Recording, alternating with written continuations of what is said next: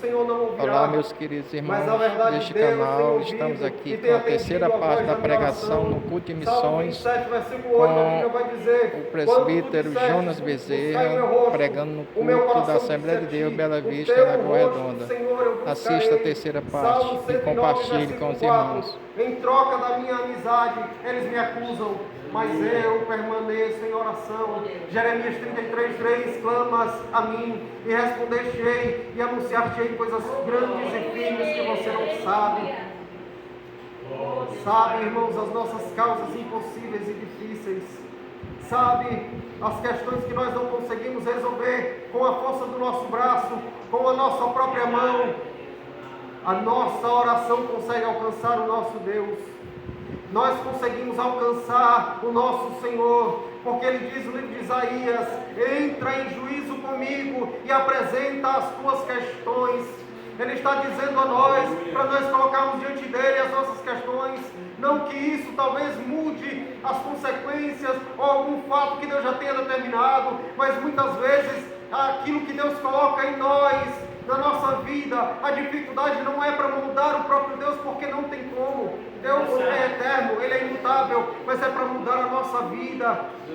Quando Deus fala para aquele homem, para Ezequias, que ele iria morrer, o profeta sai, e aí de repente Ezequias se volta para o lado, começa a chorar, e dizer: Senhor, eu fiz isso. Ele começa a apresentar as questões, porque Ezequias até aquele momento ele tinha restaurado o altar de Deus, tinha feito tanta coisa boa diante de Israel, trazendo o povo aos pés do Senhor, e ele apresenta isso a Deus, e aí Deus manda o profeta ir até Ezequias e dizer: eu te darei mais 15 anos. Irmãos, talvez eu ouse dizer nessa noite que nós estamos perdendo algumas batalhas das nossas vidas, porque nós estamos deixando de apresentar diante de Deus em oração a nossa vida, a nossa causa. O meu filho não aceita Jesus, o meu marido não aceita Jesus, fulano está se desviando, ou está deixando, o meu filho está assim, ou está... Irmãos, nós temos a maior arma em nossas mãos e não a usamos. Nós temos o maior de todos os recursos. Se você já viu o efeito de um remédio ao ser tomado, quando você está com dor de cabeça, e quando você toma esse remédio, e você sente a dor indo embora, você sabe que é o remédio fazendo efeito. Mas se nós soubéssemos o efeito que tem a oração, porque Jesus deixa escrito na sua palavra, que a oração pode muito em seus efeitos. Verdade. E a oração da fé salvará o doente. Irmãos, isso é para nós. Nós podemos viver isso. A oração, ela causa milagres. Ela faz com que aquele que estava dormindo se desperte. A igreja que está vivendo um sono, ou despertar de sono de uma igreja, significa dizer também, irmãos, que é uma igreja que está recebendo vida de Deus. Se você leu, se você já leu, com certeza já ouviu uma mensagem, Ezequiel capítulo 37, a Bíblia vai dizer que Deus transporta o profeta para o vale de Josafá, aquele que nós chamamos de Vale dos Ossos Secos. É um vale que fica em Israel, e que lá, na visão do profeta, tinham vários vales, tinha um vale com vários ossos, e esses ossos não estavam secos. A Bíblia diz que eles estavam sequíssimos. A situação era ainda pior. E quando ele olha para aquilo, irmãos, eu imagino que não era a melhor das visões, não era uma visão bonita de se ver. Ossos destruídos, ossos secos. E aí Deus faz uma pergunta para aquele profeta e diz: Ezequiel, na verdade Deus olha para ele e chama ele de filho do homem. Filho do homem, podem esses ossos tornarem a viver? E a resposta de Ezequiel é a resposta de alguém que conhece a Deus. Ele vai dizer: Senhor, é como se ele dissesse assim: Senhor, eu não sei, eu não posso, mas tu podes fazer. E aí Deus manda ele profetizar. E Ezequiel profetiza, e quando ele profetiza, acontece que a Bíblia vai dizer, lá no versículo 7, versículo 8, que começa um barulho, e era um ruído muito grande de ossos que estavam saindo dos seus lugares, e eles começam a juntar osso a cada osso, e se levanta de pé um exército muito grande, porque aqueles ossos começaram a receber carne, a receber nervos, e começam a ser cobertos por pele. Mas tem um detalhe ali, irmãos. Ezequiel detalha na sua visão de que não tinha espírito de vida naqueles ossos, naquele exército que estava de pé. E aí mais uma vez Deus faz a pergunta para ele, e ele vai dizer: tu sabes, Senhor, que esses ossos podem receber o teu Espírito. E aí agora eles recebem o sopro do Espírito após a profecia feita por Ezequiel. Irmãos, nós precisamos entender que a igreja de Cristo precisa do Espírito de Deus para termos vida. Se nós formos para o livro do Gênesis, a Bíblia vai dizer que Deus faz o homem a sua imagem e semelhança, mas Deus faz um boneco de barro. E aquele boneco de barro, ele não tinha vida até o momento que Deus sopra o Espírito de vida sobre as suas narinas. E quando ele sopra o Espírito de vida naquele boneco de barro, ele começa agora a andar, a falar e a ter vida. Irmãos, eu e você, sem o Espírito Santo de Deus, somos apenas um boneco de barro que está se movendo para lá e para cá, não temos vida. E é por isso que nós precisamos pedir a Deus, clamarmos a Ele para termos vida. E o que significa ter vida? Não significa influenciar aqueles que estão ao nosso redor. Quantos de nós estamos sendo influenciados ao invés de influenciar? Eu costumo dizer, irmãos, que eu sou tímido ao extremo. Quem me conhece sabe. Eu não sou alguém que consigo chegar em um ambiente e fazer muitas amizades ou fazer amizades fáceis, porque eu sou uma pessoa muito calada, muito na minha, muito retraída. Mas existem pessoas, igual o Alexandre, que chega num lugar e sai cutucando todo mundo e fala com todo mundo, faz amizade com todo mundo. Com 5 minutos de conversa ele fica amigo de 50 pessoas. Eu não consigo, irmão, se eu sair e tiver 2 pessoas do meu lado, eu saio praticamente sem conhecer essas pessoas, porque esse é o meu jeito. Mas a igreja de Cristo precisa influenciar aonde quer que nós estejamos. E aí, às vezes, irmãos, eu quero tomar aqui a palavra de um homem de Deus que já morreu, pastor Leonardo Ravenhill, pastor norte-americano, pastor, na verdade, inglês, que viveu na América do Norte, nos Estados Unidos. E ele dizia assim, que a igreja do Senhor não está vivendo um avivamento hoje, porque ela está satisfeita sem um avivamento. Por que falar de avivamento, irmãos? Porque avivamento significa trazer vida. A palavra avivamento, ela não está no contexto bíblico. Se você pegar até mesmo no livro de Abacuque, no capítulo 2, e ler o original, não existe lá a palavra avivamento. Avivamento é uma palavra em português, que é sinônima da palavra que está escrita lá em Abacuque, capítulo 3. Mas avivamento, ela significa trazer de volta a vida, reacender a chama, fazer acender ou acender novamente aquilo que estava apagado.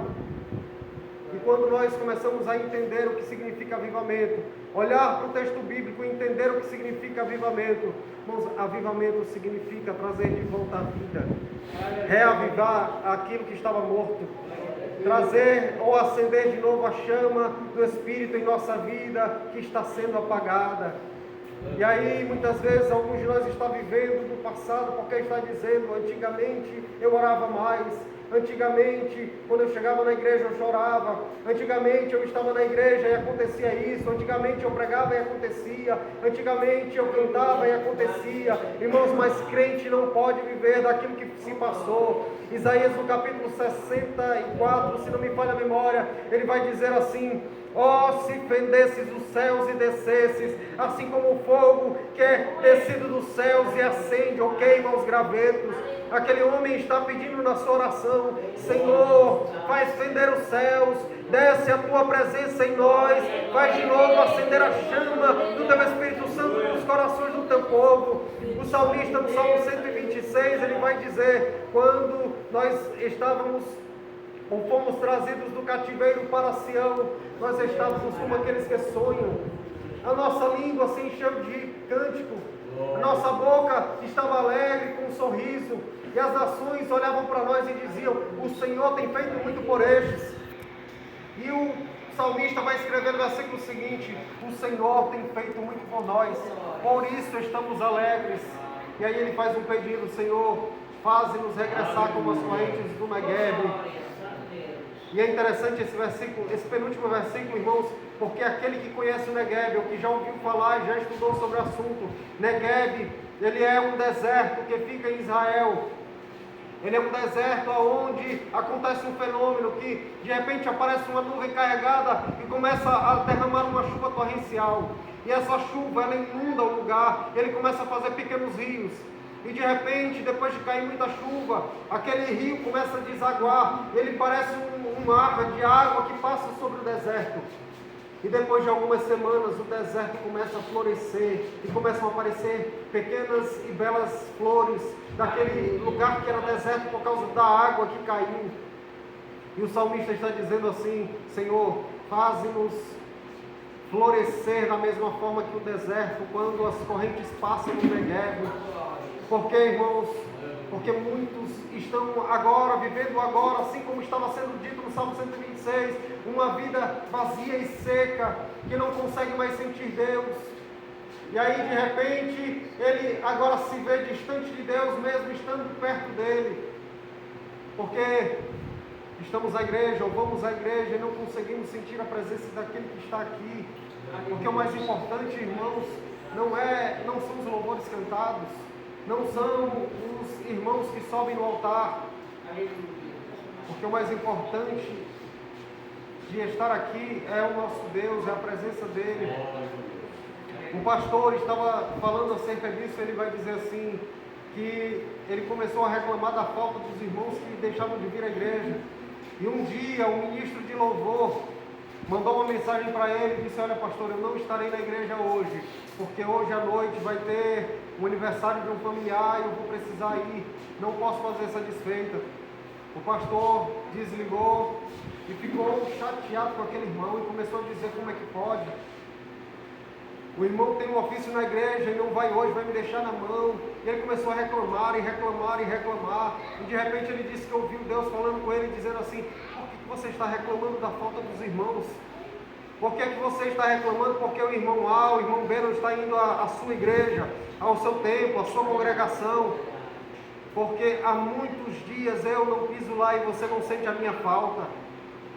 Irmãos, a palavra de Deus no capítulo 3, na carta escrita a uma igreja, Deus vai dizer assim, Jesus vai dizer assim: eis que estou à porta e bato. Esse texto, irmãos, não está sendo escrito para o ímpio. A gente prega às vezes, muitas vezes para o ímpio, mas esse texto está sendo escrito para uma igreja. Jesus está dizendo: eu não estou dentro dessa igreja, dentro da sua igreja, falando para aquela igreja, dizendo: eu estou fora, batendo na porta, esperando que vocês abram. Irmãos, a pergunta muitas vezes para nós é que se essa palavra ela se encaixa na nossa vida. Porque quantas vezes deixamos Cristo de fora, não estamos vivendo uma vida de fato regrada por aquilo que Deus quer que nós vivamos, uma vida cheia do Espírito Santo. Porque o apóstolo Paulo vai dizer assim: não vos embriagueis com vinho, onde há contenda, mas enchei-vos do Espírito Santo. A pergunta para a igreja cristã, para a igreja de Cristo, é se nós estamos realmente cheios do Espírito Santo. Quando eu era adolescente, houve uma época, os irmãos mais antigos vão lembrar, por volta do ano 2001, 2002, quando essa igreja começou a viver um avivamento, porque tínhamos vivido um período muito conturbado aqui, por conta de alguns acontecimentos, e teve a chegada de um pastor na época, e alguns adolescentes, inclusive eu, começamos a fazer orações, e fazemos orações em casa. Os meus familiares vão lembrar, começamos uma oração na minha casa, numa sexta-feira, quando oramos sexta, depois oramos no sábado, domingo. Meu pai não era cristão, e aí a gente fez uma oração mais tímida lá em casa, no meu quarto, na parte de cima. Quando foi na segunda-feira, Deus batizou um dos meus primos com o Espírito Santo, o Tiago, o filho do irmão Francisco e da Lúcia. E em uma noite, Deus usou esse adolescente que na época tinha 10 anos de idade, dormindo em profecia para o pai dele que estava afastado na época. E Deus começou a fazer um movimento no meio desses adolescentes, no meio da igreja. E eu me lembro, irmãos, que naquela época a gente começou a viver algo em que eu jejuava todos os dias. E tinha dia na semana que eu jejuava praticamente o dia inteiro, entregava quase a noite. Até fiquei doente uma época por conta disso, porque eu não soube, eu não tive a inteligência ali de fazer de forma correta. Mas o que eu quero dizer para os irmãos aqui, naquele período em que nós estávamos fazendo isso, orando, jejuando, teve uma época que eu orava a Deus e até comentei com um dos adolescentes, eu disse assim: meu irmão, parece que eu tenho uma clareza na minha mentalidade tão grande que quando eu abro a Bíblia e eu leio o texto, parece que as palavras vão se encaixando e vão trazendo um certo entendimento de uma forma rápida para mim. E naquele momento era uma experiência que eu estava vivendo e eu não estava entendendo. Hoje, com mais maturidade, eu entendo que era o Espírito de Deus trazendo clareza à minha mente, enquanto adolescente, naquele período de oração e de adoração, e a qual eu, nos últimos dias, tenho buscado de uma forma mais constante e veemente, em oração, em jejum, em leitura da palavra. Porque, irmãos, porque eu tenho entendido que Cristo está chamando a sua igreja de volta aos seus pés. E esses dias, enquanto eu estava ministrando em uma igreja, na congregação onde eu me congregava, eu perguntava aos irmãos, eu falava a respeito de uma ordenança de Cristo para nós, e eu dizia para os irmãos: eu quero pedir que você faça nessa noite, eu não sei se eu já fiz isso aqui, mas olhe para suas mãos, olhe para suas mãos, eu quero que você responda para você o que é que você está vendo nas suas mãos. Talvez algum vai dizer, porque foi isso que disseram na congregação, um obreiro olhou para a mão, que é pedreiro, e disse: minha mão está cheia de calo, está cheia de ferida. Eu não sei o que você está vendo nas suas mãos, com a sua visão humana. Vamos encerrar esse vídeo. Com a visão carnal, este culto onde o presbítero Jonas Bezerra está pregando na Assembleia de Deus Bela Vista, na Corredona. Que os irmãos compartilhem esse vídeo em nome de Jesus, tá bom? Serpentes, encerrar esse vídeo, a terceira parte. Não vos fará dano algum, imporão as mãos sobre os enfermos e os curarão. Irmãos, essa promessa não é para o pastor, essa promessa não é para a irmã do coque, para a irmã do reteté, ou seja lá o que for. Deus fez a promessa para a sua igreja, para mim e para você. Um obreiro dessa igreja disse que, porque eu falei o seguinte na mensagem: